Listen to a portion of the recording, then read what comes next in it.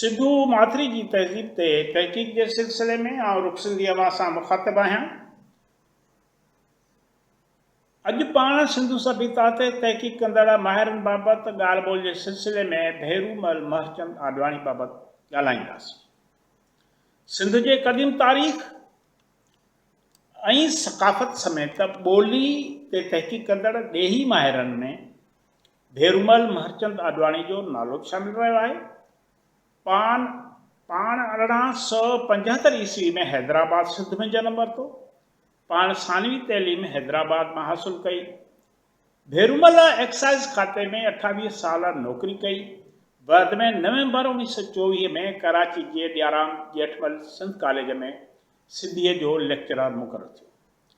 हिन सिंधु माथरी जी सभ्यता सिंधी ॿोली सिंध जे तारीख़ ते तहक़ीक़ जी शुरूआत कई। हिन वेदनि महाभारत ऐं ॿियनि किताबनि के भेटे तारीख़ी किताब क़दीम सिंध लिखियो, जेको 1957 में शाया थियो। संदसि किताब सिंधी ॿोलीअ जी तारीख़ तहक़ीक़ के मैदान में ख़ासो मक़बूल वियो। संदसि इहो किताब 1931 में शाया थियो। काके भेरूमल क़दीम तारीख़ ऐं ॿोली समेत मुख़्तलिफ़ मौज़ूअनि ते 50 खां मथे किताब तहरीर कया।